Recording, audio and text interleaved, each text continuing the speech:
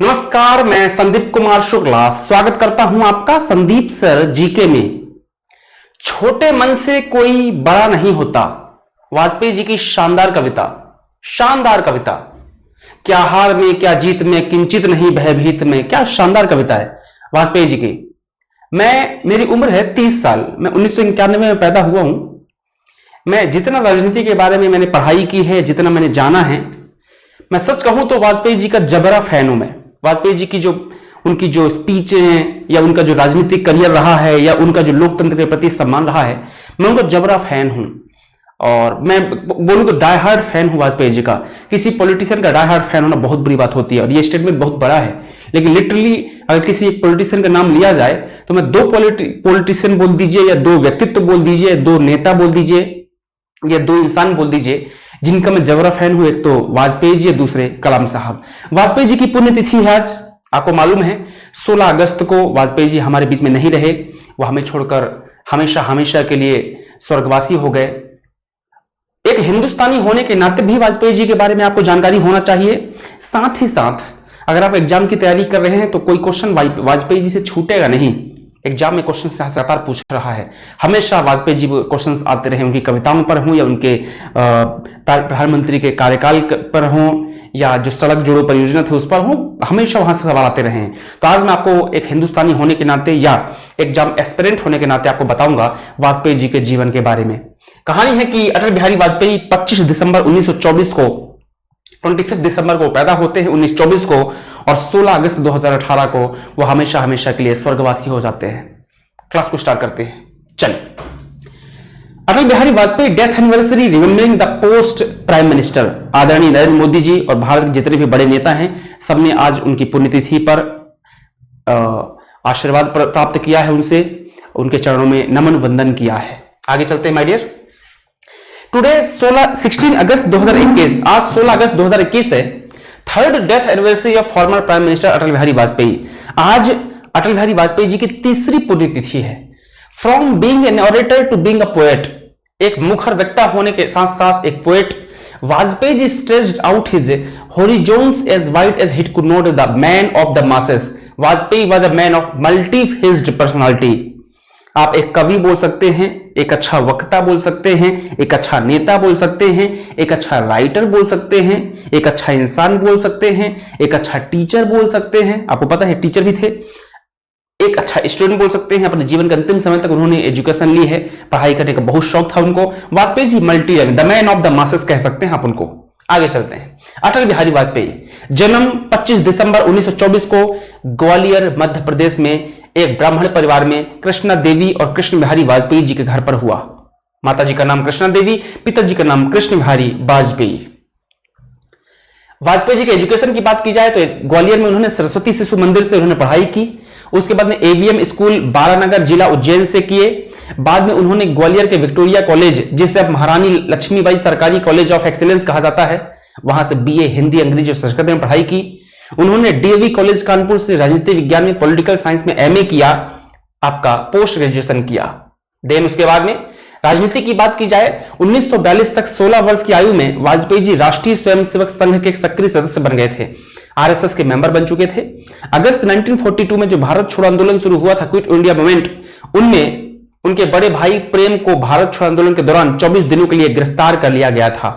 वाजपेयी जी को और उनके बड़े भाई को 24 दिनों के लिए जेल में रखा गया था भारत छोड़ो आंदोलन 1942 क्विट इंडिया मूवमेंट के दौरान। 1947 में वाजपेयी जी ने दीनदयाल उपाध्याय के समाचार पत्रों के लिए एक पत्रकार के रूप में राष्ट्र धर्म, पांचजन्य और दैनिक समाचार पत्र स्वदेश और वीर अर्जुन में काम करना शुरू किया। एक पत्रकार के रूप में उन्होंने काम किया। सवाल पूछ सकता है यहां से, दीनदयाल उपाध्याय जी के समाचार पत्र, नाम पूछ सकता है राष्ट्र धर्म, पांचजन्य और जो आपके स्वदेश और वीर अर्जुन थे। आगे बाद में श्यामा प्रसाद मुखर्जी से प्रभावित होकर वाजपेयी जी वर्ष 1951 में भारतीय जनसंघ में शामिल हो गए। भारतीय जनसंघ हुआ करता था, बाद में भारतीय जनता पार्टी बन गया था। वाजपेयी जी पहली बार 1957 में भारतीय जनसंघ के सदस्य के रूप में बलरामपुर निर्वाचन क्षेत्र से लोकसभा के लिए चुने गए, जो कि भाजपा के अग्रदूत थे। बलरामपुर से ये लोकसभा के सांसद बनते हैं। एक अच्छी सी मैं वीडियो देख रहा था वाजपेयी जी का पार्लियामेंट का, तो वो लोकतंत्र की बात कर रहे थे कि आज लोकतंत्र की बात तो ऐसी है कि अगर आप लोकसभा में या राज्यसभा में किसी से बहस कर लो, डिस्कशन कर लो तो बुरा मान जाता है ना। तो उन्होंने बोला कि एक बार की बात है, मैं पार्लियामेंट में था और नेहरू जी को मैंने कुछ ऐसा बोल दिया था, लोकसभा में हंगामा हो गया और उसके बाद जब नेहरू जी शाम को एक कार्यक्रम में मिले तो उन्होंने बोला कि आज तो गजब भाषण दिया तुमने। मतलब ये इज्जत सम्मान हुआ करता था।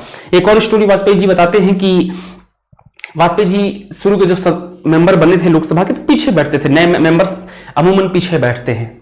तो वाजपेयी जी बताते हैं कि उस समय जब वो उनको बोलने के लिए नहीं दिया जाता था तो वॉकआउट कर जाते थे सदन से अपने विरोध को दिखाने के लिए।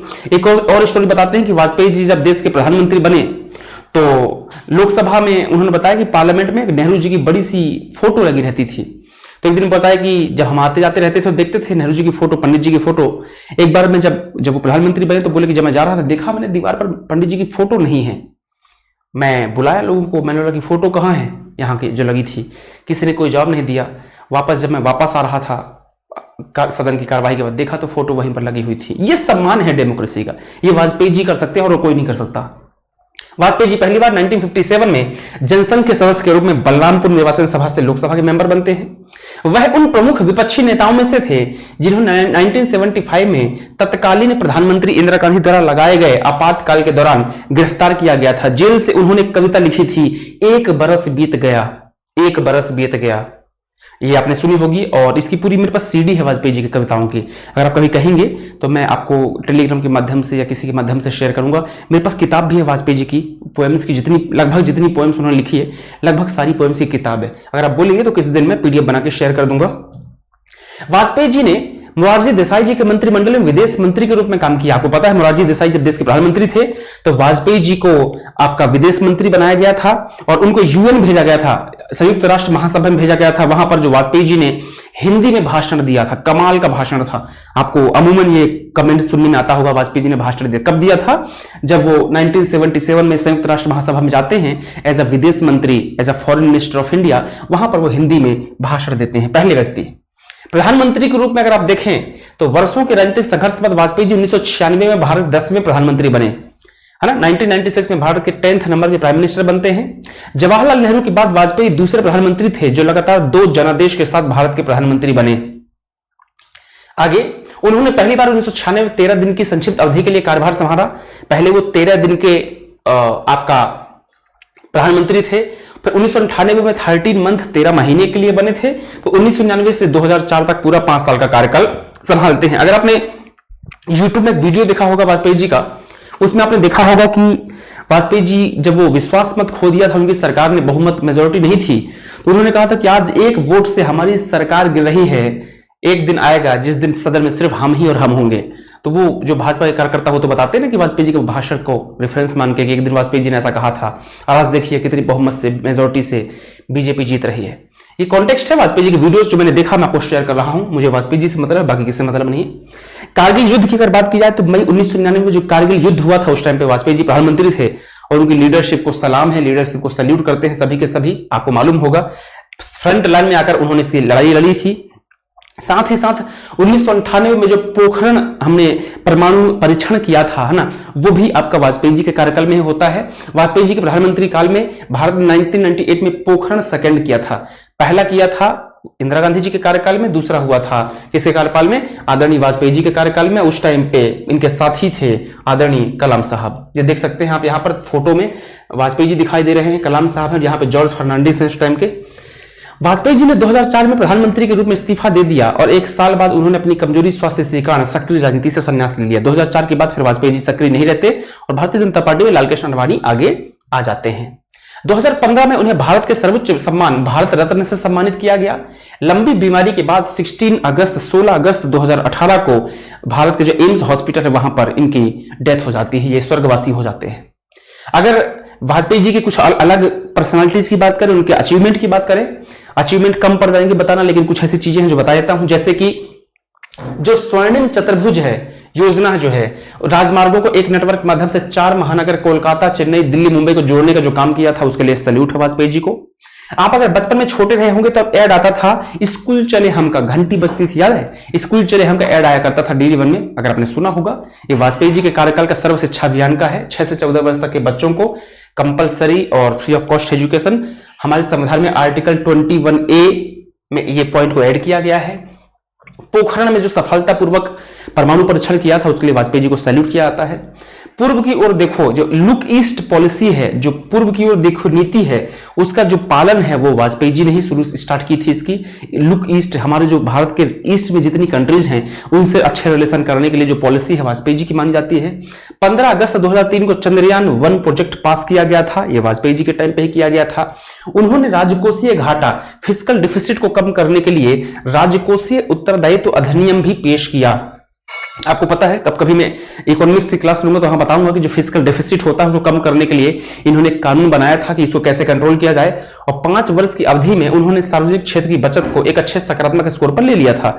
ये इनकी अचीवमेंट मानी जाती है। ये जो चीज मैंने हिंदी में बोली है वही सेम चीज आपको इंग्लिश में यहाँ पर दिखाई दे रही है।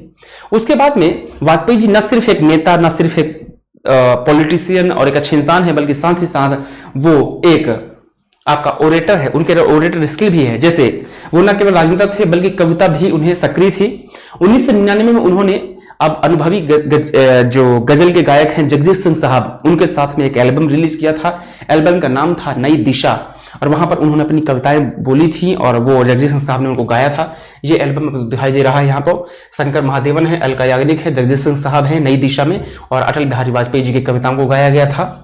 उसके बाद में अगर गद्य की और बातें करें तो और भी उनके जो पोएम्स हैं, जैसे राष्ट्रीय एकता 1961, भारत की विदेश नीति के लिए नया एम 1979, गठबंधन की राजनीति, कुछ कच्चा लेख, कुशाभाषण, बिंदु बिंदु विकारा, निर्णायक दिन, संकल्प काल, विकारा बिंदु, और आसियान और एशिया प्रशांत क्षेत्र पर भारत के परिप्रेक्ष्य, ये सारी की सारी जो चीजें हैं वाजपेयी जी की तरह ही लिखी गई हैं। इसकी PDF टेलीग्राम में भी मैं डाल दूंगा। रात को मैं आज जो 3 स्पेशल वीडियोस मैंने किया है, 4 स्पेशल वीडियोस किया है मैंने आज। एक गति प्रोजेक्ट वाला था PM गति का, एक आपका जो मैंने अभी किया है रामसर के ऊपर, एक आपका हाइड्रोजन वाला किया है, और एक ये चारों वीडियोस की जो PDF है मैं टेलीग्राम में डाल दूंगा, आप टेलीग्राम से पढ़ लीजिएगा अच्छे से। उसके बाद में पोएट्री की और बात की जाए तो पोएट्री की बात की जाए तो आपका कैदी कविराज की कुंडलियां, अमर आग है, मेरी 51 कविताएं, इनमें से कुछ कविताओं को जगजीत सिंह साहब ने अपने एल्बम में इस्तेमाल किया है। एल्बम का नाम है संवेदना। उसके बाद में क्या खोया क्या पाया, ये भी वाजपेयी जी की कविता है। मृत्यु मूल्य दृष्टि और वाजपेयी जी के छंद, ये भी वाजपेयी जी की ही कविता है। क्या हार में क्या जीत में, किंचित नहीं भयभीत में, कर्तव्य पथ पर जो मिला ये भी सही वो भी सही, वरदान नहीं मांगूंगा, हो कुछ पर हार नहीं मानूंगा, ये वाजपेयी जी हैं। ये सिर्फ वाजपेयी जी ही कर सकते हैं। अगर सम्मान ऑनर की बात की जाए माय डियर, तो आपको मालूम है कि 2012 में वाजपेयी आउटलुक इंडिया के सबसे महान भारतीय सर्वेक्षण में 9वें नंबर पे थे। अगस्त 2018 में नया रायपुर का नाम बदलकर अटल नगर किया गया है, यह भी एक सम्मान है। अक्टूबर 2018 में गंगोत्री ग्लेशियर के पास 4 हिमालय की चोटियों का नाम उनके नाम पर रखा गया है, यह अपने आप में सम्मान है। अगर और अवार्ड की बात करते हैं तो एक सांसद के रूप में 1994 में सबसे बेस्ट मेंबर ऑफ पार्लियामेंट का अवार्ड आपका पंडित गोविंद वल्लभ भाई पंत पुरस्कार से सम्मानित किया गया था, जो उन्हें सभी सांसदों के लिए एक रोल मॉडल के रूप में परिभाषित किया गया। 2015 में देश के सर्वोच्च भारत रत्न दिया गया। 1994 में आपको पद्म विभूषण भी दिया गया था, यह वाजपेयी जी को दिया गया है। ये कुछ वाजपेयी जी की आपका सक्सेस चीजें हैं, यहां पर दिखाई दी गई हैं। वीडियो में शायद दिखाई नहीं दे रही होंगी, PPT में दूंगा संदीप सर जी के ऑफिशियल टेलीग्राम में। संदीप सर जी के ऑफिशियल टेलीग्राम है, वहां पर जाकर ले लीजिएगा, वहां पर PDF दूंगा, आप अच्छे से इसको पढ़ लीजिएगा। उसके बाद में his birth falls on 25 December is celebrated governance day. आपको पता है कि इनका जो जन्म है 25 दिसंबर को हुआ था, और इस दिन को गवर्नेंस डे के रूप में, गुड गवर्नेंस डे के रूप में सेलिब्रेट किया जाता है। यह है वाजपेयी जी, हिंदुस्तान के महान जननायक आदरणीय अटल बिहारी वाजपेयी। उम्मीद है अच्छा लगा होगा वाजपेयी जी के बारे में जानकर। वीडियो लाइक करके शेयर कर दीजिएगा ताकि सबको मालूम चले कि वाजपेयी जी कौन है। लोगों को लगता है वाजपेयी जी सिर्फ एक नेता थे, सिर्फ एक नेता ही नहीं, एक अच्छे कवि, एक अच्छे लेखक, एक अच्छे इंसान, एक अच्छे बेटे, अच्छे देशभक्त। मिलते हैं अगले वीडियो में, तब तक के लिए बाय बाय, टेक केयर।